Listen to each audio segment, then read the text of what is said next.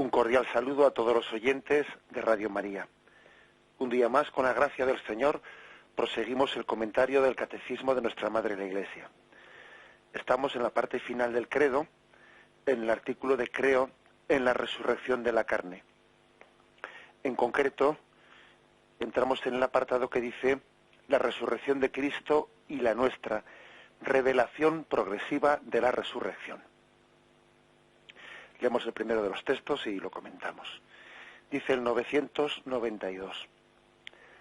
La resurrección de los muertos fue revelada progresivamente por Dios a su pueblo. La esperanza en la resurrección corporal de los muertos se impuso como una consecuencia intrínseca de la fe en un Dios creador del hombre todo entero, alma y cuerpo. El creador del cielo y de la tierra es también aquel que mantiene fielmente su alianza con Abraham y su descendencia. En esta doble perspectiva comienza a expresarse la fe en la resurrección. En sus pruebas, los mártires macabeos confesaron esta fe en la resurrección. Ahora vamos a leerlo. Bien, pero aquí la primera afirmación importante es que la fe en la resurrección, como otros aspectos también, ¿no? Pues no fueron revelados desde el primer momento al pueblo de Israel como un catálogo de verdades teóricas, sino que el pueblo las fue descubriendo poco a poco en su peregrinación. La revelación es progresiva, esto es importante que lo entendamos. La revelación es progresiva y en Cristo tiene el culmen, ¿no?, de la revelación. Por lo tanto, no nos escandalicemos pues porque en los primeros estadios de la revelación pues podamos encontrar revelaciones, o sea, concepciones en el Antiguo Testamento que no sean plenas. Igual que Jesús dijo aquello de se os dijo ojo por ojo y diente por diente, pero yo os digo ahora. Es decir, Jesús es consciente de que la revelación del Antiguo Testamento era parcial, pues no era íntegra. ¿Por qué? Porque Dios no había querido descubrirse totalmente en el Antiguo Testamento. No es por falta de voluntad de Dios, sino porque también el hombre no tiene la capacidad de recibir la revelación de Dios pues de una manera íntegra e instantánea. Tiene que prepararse para ello. Igual que a un niño, pues antes de darle pues la chuleta, primeramente le hemos dado la papilla. Y no sería capaz de digerir la chuleta si primeramente no hubiese digerido pues la papilla y no hubiese recibido pues la leche de pecho. Algo así también ocurre en la revelación. No hay que escandalizarse ni perder la perspectiva de que haya pues unos pasos intermedios hasta llegar al convencimiento pleno, ¿no?, de la fe en la resurrección y en otros aspectos. De hecho, pues algunos especialistas y conocedores del Antiguo Testamento pues claramente reflejan, y también hemos tenido ocasión de hablar aquí de ese tema cuando hemos hablado de qué concepción había en el Antiguo Testamento de las almas que habían muerto y estaban en el Seol. Bueno, dicen los expertos en la Sagrada Escritura que por lo menos se conocen como 6 concepciones distintas en las que el pueblo de Israel fue poco a poco progresando en el más allá de lo que él creía del más allá de la muerte, hasta que finalmente pues ya clarificó su idea de la inmortalidad del alma y de la resurrección al final de los tiempos. Eso poco a poco se va clarificando. Como digo, porque Dios también tiene la paciencia para revelarse, la paciencia de que el pueblo de Israel vaya madurando. Y además también porque es que Yahvé quiere revelar no como únicamente unas enseñanzas teóricas, sino que quiere que el pueblo de Israel llegue a esos convencimientos por experiencia propia. ¿Qué quiero decir con esto? Pues, por ejemplo, creo que un ejemplo vale más que 1000 palabras. Por ejemplo, Israel llegó al convencimiento del monoteísmo, de que no había más que un solo Dios, pues no como una mera enseñanza teórica, dicha por un profeta, sin más, no, sino que ese convencimiento de que no había más Dios que Yahvé, lo fue adquiriendo en contacto con la realidad, en contacto con su historia. Al principio, cuando el pueblo de Israel ve cómo Yahvé les saca de apuros y les guía, ellos van diciendo, ¿Qué pueblo hay que tenga un Dios como el pueblo de Israel? Nuestro Dios es un Dios más poderoso que los dioses de otros pueblos. Y va avanzando la revelación y su convencimiento se hace más fuerte hasta el punto que dicen, pero ¿cómo que más fuerte que otros dioses? Es que no hay más que un solo Dios. Los demás son dioses, son hechura de manos humanas. Tienen boca y no hablan, tienen ojos y no ven, son ídolos. Eso es, son piedras, son metales preciosos, pero ahí no hay nada. Bien, pero a eso van llegando poco a poco por convencimiento, porque ven cómo Yahvé les protege, ven cómo Yahvé les guía, y pasan poco a poco de tener la experiencia de que Yahvé es el principal de los dioses, a decir, no, es que no hay más que un solo Dios creador de cielo y tierra. Dios, por lo tanto, tiene paciencia en su revelación, porque quiere que los convencimientos de fe no sean meramente enseñanzas teóricas, sino que se hayan llegado a ellas por una profunda experiencia. Bien, pues aquí con el tema de la resurrección pasa algo parecido. Lo que ocurre es que en ese progresivo crecimiento, ¿no?, al más allá de lo que ocurre el más allá de la muerte, ellos van pasando del convencimiento de que si Dios fue el que creó en los cielos y tierra, si Dios fue el creador del hombre entero, cuerpo y alma, el creador de cielo y tierra, pues evidentemente Dios no se arrepiente de lo que ha creado. Y Dios no crea y no ama para luego dejar de o hacer desaparecer aquello que ha amado. El Dios Todopoderoso, el que creó de la nada, Él tiene poder para recrear desde los restos mortales. Así pues, desde la fe en la creación se llega a la fe en la resurrección. Y además también por una conclusión bastante lógica, ¿no?, que es la conclusión de decir, si Dios ha creado al hombre por amor, ¿es que acaso Él se va a desdecir de ese amor, de eso que moldeó con sus manos, el barro de la tierra? ¿Dios se va a desdecir de lo que Él quiso y Él amó? No. Dios ama y esa alianza de amor no la rompe nunca. Por lo tanto, Dios recrea al hombre en la resurrección como un signo también de que esa alianza de amor permanece. Estas fueron un poco las consideraciones lógicas que al pueblo de Israel le fueron a ir madurando en sus convicciones. Es algo hermosísimo, ¿no?, ver cómo las verdades de fe tienen sus consecuencias lógicas y poco a poco, por lo tanto, se va madurando en ello. Bien, hay un texto al que nos remite el catecismo, que es el texto de los macabeos, es uno de los textos ya más finales, uno de los últimos textos del Antiguo Testamento, ya más cercanos a la llegada de Jesucristo. Y ahí ya vemos con claridad cómo se había llegado a una fe muy clara en la resurrección. ¿Recordáis aquel suceso en el que una madre y unos hijos son martirizados por el motivo de que no habían querido ceder a la imposición de un rey malvado que les obligaba a hacer unas prácticas contrarias a la ley judaica? Recuerdo brevemente el texto. Sucedió también que 7 hermanos apresados junto con su madre eran forzados por el rey, flagelados con azotes y nervios de buey, a probar carne de puerco, prohibida por la ley. Uno de ellos, hablando en nombre de los demás, decía así: ¿qué quieres preguntar y saber de nosotros? Estamos dispuestos a morir antes que violar las leyes de nuestros padres. El rey, fuera de sí, ordenó poner al fuego sartenes y calderas. En cuanto estuvieron al rojo, mandó cortar la lengua al que había hablado en nombre de los demás, arrancarle el cuero cabelludo y cortarle las extremidades de los miembros en presencia de los demás hermanos y de su madre. Cuando quedó totalmente inutilizado, pero respirando todavía, mandó que le acercaran el fuego y le tostaran en la sartén. Mientras el humo de la sartén se difundía lejos, los demás hermanos junto con su madre se animaban mutuamente a morir con generosidad y decían: el Señor Dios vela con toda seguridad, se apiadará de nosotros, como declaró Moisés en el cántico que atestigua, se apiadará de sus siervos. Cuando el primero hizo así su tránsito, llevaron al segundo al suplicio, y después de arrancarle la piel de la cabeza con los cabellos, le preguntaban: ¿vas a comer antes de que tu cuerpo sea torturado? miembro a miembro. Él respondió en su lenguaje patrio diciendo no, pero ellos, por ello, también sufrió a su vez la tortura como el primero.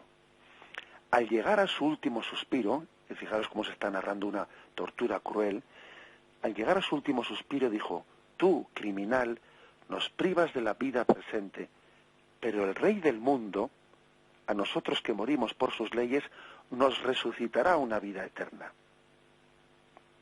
Es un texto maravilloso, ¿no? Un texto impresionante en el que la fe en la resurrección les hace capaces de afrontar, ¿no?, pues este martirio tan cruel. E incluso cuando van llevando uno por uno a todos los hijos, cuando llega el cuarto, ya en el versículo 14 dice: cerca ya del fin, decía el cuarto, es preferible morir a manos de hombres con la esperanza que Dios otorga de ser resucitados de nuevo por Él. Para ti, en cambio, no habrá resurrección a la vida. Aquí también no únicamente se cree en la resurrección, sino fijaros que se habla de resurrección a la vida y resurrección para la muerte eterna. Recuerdo que en alguna ocasión alguno de los oyentes preguntaba porque es verdad que puede haber algún texto en la Sagrada Escritura que parezca que hable de resurrección para la vida eterna, para la vida del cielo. Bien, también, por ejemplo, en este caso se matiza, ¿no? Tú no resucitarás para la vida eterna, distinguiendo en que se puede resucitar para la muerte eterna o resucitar para la vida eterna en el cielo. Es decir, dicho nuestros conceptos claros, se puede resucitar para unirse con el alma en el cielo o para reunirse, ¿no?, sustancialmente con el alma, con la propia alma en el infierno. Bien, es un texto, por lo tanto, muy claro.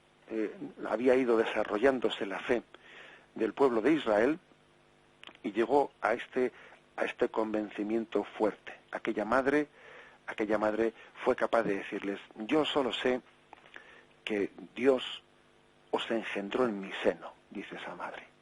Fue un milagro de la creación. Yo os concebí y yo fui consciente de que en esa concepción Dios hacía un milagro de la creación en su seno, en el seno de esta madre. Bueno, pues si Dios os creó y infundió vuestra alma, ¿no?, ella cree plenamente, esa madre les anima a sus hijos a creer plenamente que quien les creó les recreará en la resurrección. Un texto pues contundente que también se ve, también en el catecismo nos sugiere otro del libro de Daniel, en el que también se ve pues que cómo ha ido desarrollándose la fe en la resurrección. Es el libro de Daniel 12:1-13, que también pues recomiendo para la lectura, y quizás un poco por brevedad, etcétera, no vamos a leer entero. Bien, vamos a tener un momento de reflexión y continuamos enseguida. Dice el punto 993. Los fariseos y muchos contemporáneos del Señor esperaban la resurrección. Jesús la enseña firmemente. A los saduceos que la niegan responde: vosotros no conocéis ni las Escrituras ni el poder de Dios. Vosotros estáis en el error. La fe en la resurrección descansa en la fe en Dios, que no es un Dios de muertos, sino de vivos. Hay un texto muy, muy interesante en Hechos de los Apóstoles, capítulo 23, versículo 6, en el que aquí se nos hace referencia a él, ¿no? Un texto en el que se ve cómo en el pueblo de Israel había divisiones en el tema de la fe en la resurrección, mientras que los fariseos creían en la resurrección, los saduceos no creían en la resurrección. Mientras que los fariseos creían en la existencia de los ángeles, los saduceos no creían en tal cosa. Digamos que los saduceos se habían quedado como en la primera parte de la revelación. Ellos habían quedado como en los primeros estadios de la revelación, pero no habían ido aceptando los libros que progresivamente, los libros sapienciales, etcétera, que habían ido desarrollando esa revelación primera. Por lo tanto, mientras que los fariseos habían ido, porque ojo, nosotros ponemos siempre la palabra fariseos pues en un sentido negativo, pero vamos a ver, los fariseos estaban mucho más cerca pues de lo que enseñaba Jesús, de muchas cosas que los saduceos. Ellos habían ido aceptando, los fariseos, pues el desarrollo de esa revelación a lo largo del Antiguo Testamento, habían ido aceptando los libros sapienciales, etcétera, los libros proféticos, y entonces estaban mucho más abiertos, en teoría por lo menos, en cuanto a doctrina, estaban mucho más abiertos para recibir al Mesías que los saduceos. Luego otra cosa es no la doctrina, sino otra cosa son las actitudes personales, ¿no? Bien, pero en este contexto digo, cuando a Pablo, que no olvidéis que Pablo había sido fariseo, había sido judío, pero además, digamos, de la secta de los fariseos, y muy celoso en el cumplimiento de la ley, y hasta el tal punto de que él había perseguido a Jesús, pues por esa especie de celo farisaico, ¿no? Bien, pues cuando a Pablo le cogen preso, él con mucha astucia, como ve que el Sanedrín, que le está juzgando, está compuesto en parte por fariseos, en parte por saduceos, porque el Sanedrín era como la asamblea de Israel en la que estaban representados pues todos los sectores de Israel, ¿no? Y entonces Pablo, con esa astucia que Jesús nos dijo que la tuviésemos, que Jesús nos dijo, sed sencillos como palomas, pero cautos y astutos como serpientes, Pablo poniendo en práctica, ¿no?, esa astucia también que el Señor nos dijo que tuviésemos, dijo, esta es la mía. Aquí veo yo que hay fariseos y que hay saduceos, me están juzgando. No sabía Pablo cómo salir adelante en ese juicio que le estaban tramando por ser cristiano. Y entonces hay un momento en el que Pablo contesta, no sabía, hermanos, que fuera el sumo sacerdote, pues está escrito, no injuriarás al jefe del pueblo. Pablo, dándose cuenta de que una parte eran saduceos y la otra fariseos, gritó en medio del Sanedrín, hermanos, yo soy fariseo, hijo de fariseos. Por esperar la resurrección de los muertos se me juzga. Al decir esto, se produjo un altercado entre fariseos y saduceos, y la asamblea se dividió. Porque los saduceos dicen que no hay resurrección, ni ángel, ni espíritu, mientras que los fariseos profesan todo eso. Se levantó pues un gran griterío. Se pusieron en pie algunos escribas del partido de los fariseos y se oponían diciendo, nosotros no hallamos nada malo en este hombre, y si acaso le habló un espíritu o un ángel, eso encima lo dice para echarle en cara a los saduceos que no creían en los ángeles, ¿no? Y entonces en ese momento los fariseos, como Pablo ha dicho esto, pues empiezan a defenderle a Pablo, y en ese momento Pablo recurre y por lo menos digamos que a costa de esta estrategia que tiene en su autodefensa, pues recurre a Roma, apela a Roma, y entonces se salva del juicio del Sanedrín. Utilizó esta estrategia. A nosotros la estrategia de Pablo nos viene bien porque hemos conocido esa diferencia que había entre los fariseos y los saduceos.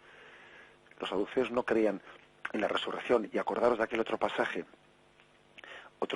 del Evangelio, que es el de Marcos 12, 18-27, en el que un grupo de saduceos que no creían en la resurrección van ante Jesús para tenderle una trampa, como queriendo decir, eso de la resurrección es ridículo, ¿no? Y es ese pasaje en el que le dice, Maestro, Moisés nos dejó escrito que si muere el hermano de alguno y deja mujer y no hijos, que su hermano tome a la mujer para dar descendencia a su hermano. Eran 7 hermanos. El primero tomó mujer, pero murió sin dejar descendencia. También el segundo la tomó y murió sin dejar descendencia. Y el tercero lo mismo. Ninguno de los 7 dejó descendencia. Después de todos murió también la mujer, que había tenido a 7 hermanos como esposos, ¿no? En la resurrección, cuando resuciten, ¿de cuál de ellos será mujer? Porque los 7 tuvieron por mujer. Es decir, esta era no una pregunta hecha con buena voluntad, sino una pregunta hecha con mala voluntad por parte de los saduceos, como ridiculizando eso de la resurrección. Y digo, bueno, ¿qué pasa? Que esta mujer que se ha casado con los 7 hermanos va a tener un problema cuando resucite, ¿no? Allí, a ver cómo se reparte entre los 7. Y Jesús le dice, no, Jesús, estáis en un error por no entender las Escrituras ni el poder de Dios. Pues cuando resuciten de entre los muertos, ni ellos tomarán mujer ni ellas marido, serán como ángeles del cielo. Es decir, que es otro pasaje del Evangelio en el que se ve claramente cómo los saduceos no creían en la resurrección. Es más, incluso intentaban pues ponerle aparentes, ¿no?, pruebas o contradicciones para que Jesús de alguna manera tropezase, ¿no?, o se viese en una contradicción con esa doctrina. El caso es que en el resto de Israel, en el resto más fiel de Israel, pues estaba ya consolidada la fe en la resurrección. Se había ido consolidando.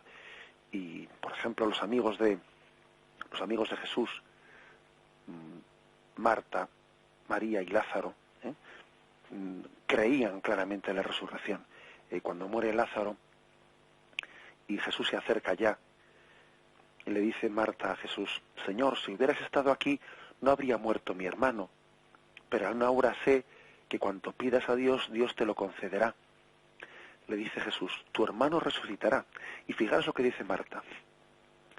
Le respondió Marta: yo sé que resucitará en la resurrección el último día. O sea, que Marta creía en la resurrección en el último día. Bueno, luego ahí llega el momento en que Jesús le dice: yo soy la resurrección y la vida. Pero aquí lo importante es que veamos que Marta, esa familia de Betania, pertenecía a esa parte del pueblo de Israel que tenía claro, ¿no?, la fe en la resurrección en el último día. Había ido, pues, ¿no?, avanzando la creencia en la resurrección, y eso ya estaba bastante maduro en el pueblo de Israel. ¿Por qué? ¿Cuál es, digamos, una de las de los argumentos principales? La fe en la resurrección descansa en la fe en que Dios no es un Dios de muertos, sino un Dios de vivos. Y ese es el argumento que utiliza Jesús también ante los saduceos, que le ponen esa especie de prueba, ¿no?, para intentar pillarle a Jesús, de que aquella mujer que había tenido los 7 maridos. Dios dice: y acerca de que los muertos resucitan, ¿no habéis leído en el libro de Moisés, en lo de la zarza, cómo Dios le dijo: yo soy el Dios de Abraham, el Dios de Isaac y el Dios de Jacob? No es un Dios de muertos, sino de vivos. Estáis en un gran error.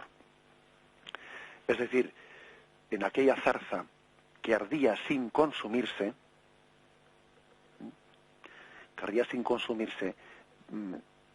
se reveló que Yahvé era el Dios de Abraham, el Dios de Isaac, el Dios de Jacob, el Dios no únicamente de unas sombras del ser, porque no se trata de que Abraham, Isaac y Jacob y todos los muertos del Antiguo Testamento fuesen como leves sombras, ¿no?, una especie de espíritu errante, sino que Dios prometía que sería el Dios pleno de esas personas, y esas personas no solamente eran un vago espíritu, sino que eran ellas mismas en su cuerpo y alma. Aquella zarza que ardía mientras que Yahvé decía: yo soy el Dios de Abraham, el Dios de Isaac, el Dios de Jacob. Aquella zarza que ardía sin consumirse era también una imagen de la resurrección, de que aquel cuerpo que primeramente sería consumido por la muerte sería finalmente resucitado, y la muerte no podría consumirlo, como tampoco podía consumir esa zarza. El punto 994, después de que se nos ha descrito pues cómo ha habido una evolución en el pueblo de Israel en la revelación del Antiguo Testamento, finalmente el punto 994 llega a decirnos pues cómo al llegar Jesucristo ya estaba madurada, ¿no?, esa fe en la resurrección, pero es que al llegar Jesucristo se liga la fe en la resurrección a la fe en la propia persona de Jesucristo. El capítulo 11 de San Juan, versículo 25, dice, ¿no?, Jesús responde a Marta, cuando después de que ella ha dicho: sí, yo creo en la resurrección, al final, en el último día, y Jesús le responde: yo soy la resurrección, el que cree en mí aunque muera vivirá, y todo el que vive y cree en mí no morirá jamás. ¿Crees esto? Es decir, Jesús le pide que dé un paso más, porque Marta creía en la resurrección al final, pero ahora le faltaba dar un paso más, y es creer que la resurrección se identifica con la persona de Jesús. Jesús va a ser el resucitado. No únicamente va a ser el que nos resucite al final de los tiempos, es que Jesús Él va a ser el resucitado. Y la resurrección va a estar ligada a la fe en Jesucristo, la resurrección para la vida eterna. No es lo mismo, por lo tanto, hacer cosas buenas que ser la bondad. Bueno, pues no es lo mismo resucitar que ser la resurrección. Y aquí es que se da un paso más. Y Jesús le dice, ya no vale, ya, Marta, en este momento tienes que dar el paso de creer que yo soy la resurrección y la vida. ¿Crees esto tú? Y Marta hace esa profesión de fe. Sí, Señor, yo creo. Hay un paso más, pues, importante, un paso importante en esta profesión, en esta confesión de fe. Y también se nos remite al texto de Juan, capítulo 5, versículos 24 y 25. En verdad os digo, el que escucha mi palabra y cree en el que me ha enviado, tiene vida eterna y no incurre en juicio, sino que ha pasado de la muerte a la vida. En verdad os digo, llega la hora, ya estamos en ella, en que los muertos oirán la voz del Hijo de Dios, y los que la oigan vivirán. Juan 6:40, ¿no? Dice también, porque esta es la voluntad de mi Padre, que todo el que vea al Hijo y crea en Él, tenga vida eterna, y que yo lo resucite en el último día. Aquí se está hablando de la resurrección para la vida eterna. Bueno, pues, como he dicho antes, con frecuencia se habla de la resurrección, pues exclusivamente referida a la resurrección para la vida eterna. Aunque en algún texto se matiza suficientemente que también existe la resurrección para la muerte eterna. Pero bueno, lógicamente de eso no se está continuamente hablando. Basta con que se diga de vez en cuando. Lo lógico es que sea un mensaje de esperanza dirigido a esta afirmación: el que cree en Cristo tiene vida eterna y Él lo resucitará en el último día.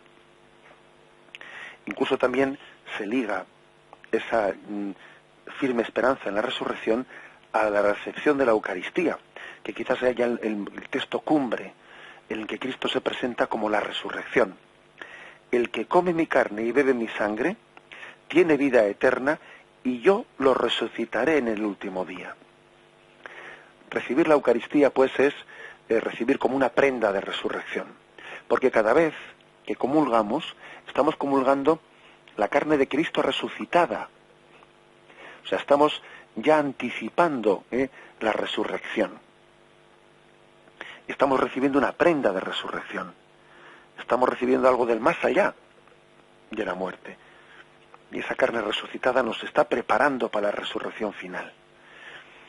Es decir, que cuando llega Jesucristo, Él confluye con esa preparación que tenía el pueblo de Israel para creer en la resurrección, pero da un paso más, porque es que Él viene a decir que la resurrección está unida a la fe en Él. Cristo es el resucitado.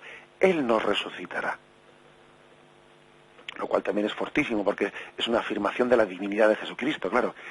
Sí, cuando Él dice, y yo le resucitaré, bueno, ¿quién puede resucitar más que Dios? Cuando Jesús dice, yo le resucitaré, es una clara confesión de divinidad. La resurrección se identifica con la persona de Jesucristo, que es la segunda persona de la Santísima Trinidad, y se identifica con la fe en Él. Bien, dicho esta afirmación tan cristocéntrica, porque al final la resurrección también es cristocéntrica, pues el Evangelio nos recuerda, mejor dicho, el Catecismo nos recuerda que en el Evangelio también se nos ofrecieron Jesús quiso realizar unos milagros de resurrección, 3 milagros en concreto de resurrección, devolviendo a la vida a algunos fallecidos, como una prenda de la resurrección definitiva. Hay una clara diferencia, ¿no?, entre los 3 milagros de resurrección que ahora vamos a comentar, una clara diferencia con la resurrección de Jesucristo. Y es que la resurrección de Jesucristo es una resurrección a la vida eterna, y la resurrección de Lázaro, o la de la hija de Jairo, etcétera, pues son unas resurrecciones que son a la vida temporal. O sea, que volvieron a la vida temporal y al cabo de unos años volverían a morir, claro. Esto, por cierto, es un pequeño detalle que con frecuencia olvidamos, Nos olvidamos cuando también al Señor le pedimos pues un milagro de sanación, que a veces pues al Señor, bueno, pues legítimamente le podemos pedir, ¿no? Pues una intervención suya divina de la sanación, de un enfermo, y le decimos, Señor, pues tú que sanaste al leproso, te pido también que sanes a este familiar mío. Bien, legítimamente le podemos pedir eso. Pero fijémonos en un detalle, que a veces nos olvidamos de eso. Y es que Jesús, que sanó a los enfermos, les sanó para un tiempo. Y al cabo de unos años volverían a enfermar. Y ya no los volvió a curar, sino que ya se murieron. Y cuando resucitó la hija de Jairo, pues la resucitó para unos años, pasados los cuales volvió a morir y ya no intervino, ¿no? O sea, que no nos olvidemos que las intervenciones de Jesús de sanación son temporales y son un signo de la salud eterna, pero no son un fin en sí mismas. Por lo tanto, no podemos hacer, incluso cuando hagamos peticiones de sanación al Señor, ¿no? Esas peticiones no las podemos hacer de una manera, pues como si fuesen pues una petición fundamental y esencial, ¿no? Porque es que esa petición, en la medida que entre pues en la providencia de Dios para ser un signo de la vida eterna, Dios podrá concederla. Y en la medida en que ese signo, Dios ya lo entienda que ya lo ha dado, etcétera, pues bueno, pues no será necesario. Eso es un detalle que a veces se nos olvida, porque lógicamente el Evangelio no cuenta la historia de esa persona que fue sanada y cómo años más tarde volvió a enfermar. Eso no lo cuenta, pero evidentemente ocurrió. La prueba es de que ya no están aquí. Bueno, pues 3 son los milagros de resurrección, ¿no? que cuenta el Evangelio. El primero es el de la hija de Jairo, el jefe de la sinagoga, que lo cuenta en Marcos capítulo 5. Y es un milagro que impactó mucho, pues porque claro, el jefe de una sinagoga era un hombre muy conocido, un hombre que por otra parte estaba ligado a toda la religiosidad, ¿no? Pues tradicional de Israel. Lo más hermoso de este texto es que cuando Jesús se acerca a esa casa y cuando le dicen la niña ha muerto, él dice, dejad, ¿por qué os alborotáis? La niña no ha muerto, está dormida. Y se burlaban de él, pero él, después de echar fuera a todos, toma consigo al padre de la niña, a la madre y a los suyos, y entra donde estaba la niña.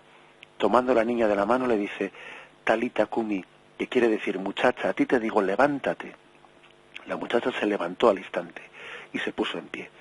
Digo que es hermoso que este texto ha tenido tal fuerza, ¿no?, en la comunidad cristiana, que cuando le transmiten la noticia, ya llega tarde, Jesús, porque tu hija ha fallecido. Y Jesús dice esa frase de, esta niña no ha muerto, está dormida. Digo que tal fuerza ha tenido esta palabra de Jesús, que los cristianos, desde esta palabra de Jesús, hemos llamado dormitorios al lugar en el que depositamos a los muertos. Porque no sé si sabéis que la palabra cementerio tiene esa significación. La palabra cementerio tiene el significado de dormitorios. La palabra cementerio viene del griego koimeterium, que significa dormitorio.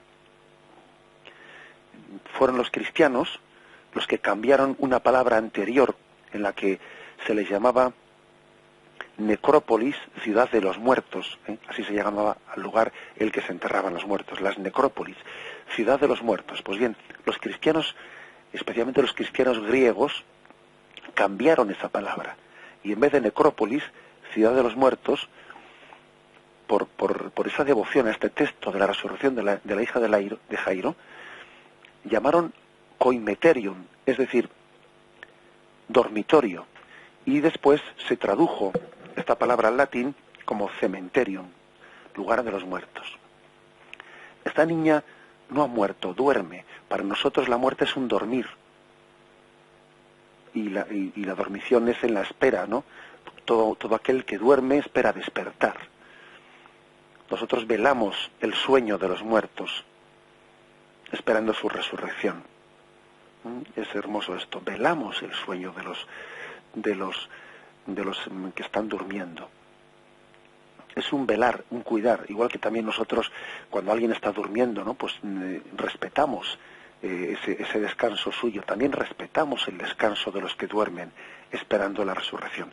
Es hermoso este texto, porque nos hace entender que este momento intermedio, ¿no? Hasta la resurrección final, es un momento en el que velamos el descanso de quienes están durmiendo esperando la resurrección. El siguiente texto es el de la resurrección del hijo de la viuda de Naín, que está en el capítulo 7 de Lucas. De este segundo texto se remarca sobre todo el hecho de que era una mujer viuda y que estaba enterrando a su hijo único. Bueno, lo cual, como nos podemos imaginar, remarca pues un drama, ¿no? El drama de la soledad. La mujer era viuda y estaba enterrando a su hijo único. Al verla el Señor tuvo compasión de ella y le dijo: no llores. Tuvo compasión, dice, de ella. Y acercándose tocó el féretro. Los que lo llevaban se pararon y él dijo: joven, a ti digo, levántate. El muerto se incorporó y se puso a hablar, y él se lo dio a su madre. O sea que es un milagro de resurrección en el que se remarca mucho la compasión de Jesús ante la soledad del corazón del hombre. Porque es verdad que para nosotros la muerte es un drama de soledad. Y en medio de ese drama de soledad, Jesús también promete la resurrección y dona la resurrección para consolar la soledad del hombre. Y se lo dio a su madre, dice. En esa intervención de Cristo resucitando es una imagen, es las arras de lo que está por llegar, del don de Dios que nos resucitará al final de los tiempos. Bien, y por último, la tercera resurrección es la resurrección de Lázaro.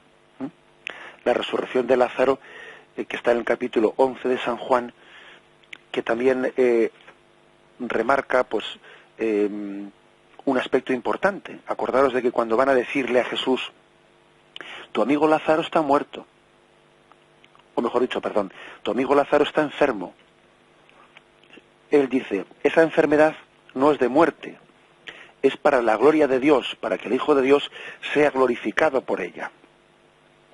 Jesús amaba a Marta, a su hermana y a Lázaro. Cuando se enteró de que estaba enfermo, permaneció 2 días más en el lugar donde se encontraba. Es decir, que lo curioso de este texto es que cuando a Jesús le anuncian de que su amigo Lázaro estaba enfermo, no sale corriendo para curarlo, sino que allí permanece 2 días más. Y de hecho en esos 2 días se murió. Y de hecho después Marta parece que le reprende a Jesús que haya tardado tanto en venir. Si hubieras estado aquí, no habría muerto mi hermano. Pero es que Jesús había dicho: esta enfermedad, esta muerte es para dar gloria a Dios.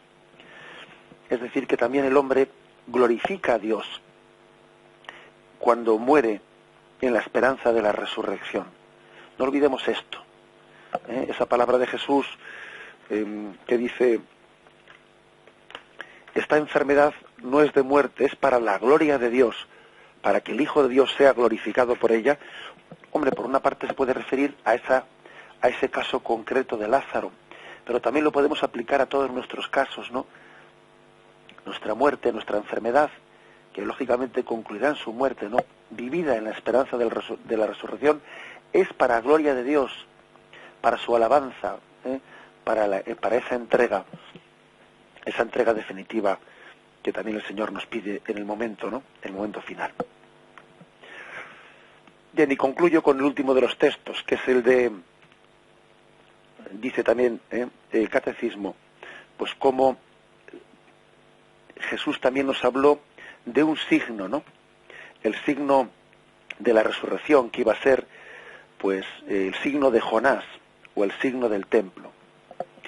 Al igual que Jonás había permanecido 3 días en el seno de la ballena, así también Jesús permanecería 3 días en la tierra hasta resucitar. La muerte, por lo tanto, nos quiere decir ese ejemplo de Jonás, que permanece 3 días en el seno de la ballena, que en la muerte hay una permanencia de ese cuerpo depositado que no escapa al cuidado de la providencia de Dios. El cadáver no es como rechazado por Dios, no. El cadáver también está dentro de esa providencia de Dios, igual que también estaba dentro de la providencia de Dios aquel cuerpo de Jonás en el seno de la ballena. El seno de la ballena es imagen del seno de la tierra, que está cuidando también el cuerpo de Cristo y el cuerpo de todos los difuntos. Por lo tanto, es como el ejemplo de Jonás y la ballena es como un recordar. Dios no deja de su providencia el destino de ese cuerpo sin vida depositado en la tierra. Y la tierra, igual que aquella ballena, entregará ese cuerpo para la vida. De la misma manera, el otro ejemplo que pone Jesús: destruid este templo y en 3 días yo lo reedificaré. Es otro templo en el que la muerte tiene esa capacidad. Se describe la muerte como la que tiene la capacidad de destrucción de un santuario. La muerte es como destrucción de un santuario en el que ha habitado Dios. Y la resurrección es la reconstrucción del santuario en el que habita Dios. La resurrección es presentada como la reconstrucción de un cuerpo que es templo del Espíritu Santo y que en él habita Dios. Si la muerte es equiparada en este ejemplo a la destrucción del templo de Jerusalén en el que habitó la Shekinah, la gloria de Yahvé, pues también la resurrección es equiparada a la reconstrucción de un templo que es el templo de Jesucristo, del templo de su cuerpo en el que habita no corporalmente, pues la plenitud de la divinidad. Bien, dejamos aquí con el comentario de los distintos textos. Nos quedamos en este punto 994. Damos gracias al Señor por haber podido tener este rato de compartir nuestra fe. Y me despido con la bendición de Dios Todopoderoso, Padre, Hijo y Espíritu Santo, descienda sobre vosotros.